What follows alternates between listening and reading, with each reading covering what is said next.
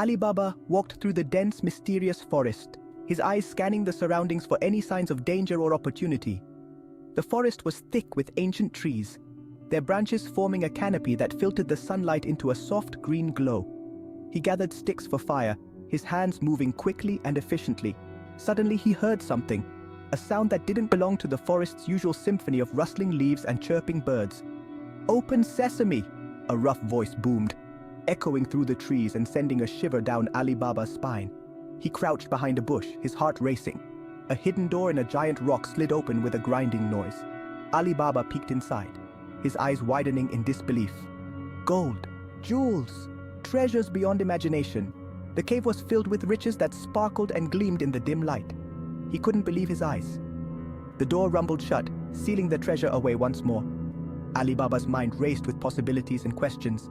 The men on horses, who had opened the door, rode away, their laughter fading into the distance. Ali Baba waited, his breath held, until he was sure they were gone.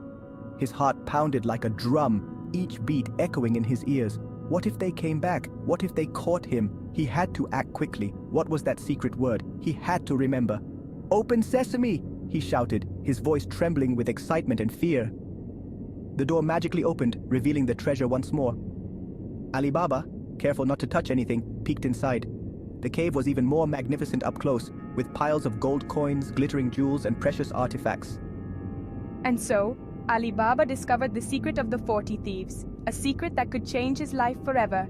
He knew he had to be cautious, for the thieves would not take kindly to anyone stealing their treasure. A treasure trove hidden behind a magical door, guarded by a powerful spell and dangerous men. Ali Baba's adventure was just beginning, and he would need all his wits to navigate the challenges ahead. Ali Baba's brother, Qasim, was known for his insatiable greed. He always wanted more than he needed, never satisfied with what he had. When Ali Baba told him about the hidden treasure in the cave, Qasim's eyes lit up, turning into gold coins. He couldn't believe his ears. "Tell me the secret word," he demanded, his voice filled with urgency and greed. He couldn't wait to get his hands on the treasure. Ali Baba, though hesitant and worried about his brother's greed, shared the secret reluctantly. He knew Qasim wouldn't stop pestering him otherwise. "Don't be greedy," Ali Baba warned, his voice filled with concern. "Take only what you need and leave the rest. Remember, it's important to be content with what you have," he added, pointing to a small pile of treasure as an example. But Qasim ignored his brother's wise advice. He was too consumed by his desire for wealth. He rushed into the cave, his mind solely focused on the riches that awaited him inside. Once inside, he started stuffing his pockets with gold and jewels, grabbing as much as he could carry. In his frenzy, he forgot the magic words that would open the cave door. What was it? Open barley? He stammered, trying to remember, but the door stayed shut. Qasim was trapped inside the cave, a prisoner of his own greed. The sound of horses' hooves echoed in the cave. The thieves were back. Qasim trembled inside. They found him surrounded by gold. The thieves were furious. "A thief in our treasure cave," their leader roared. "Who are you, and how did you get in?"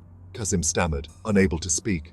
The thieves knew he wasn't one of them. "He'll tell us nothing," the leader growled. "Throw him in the dungeon."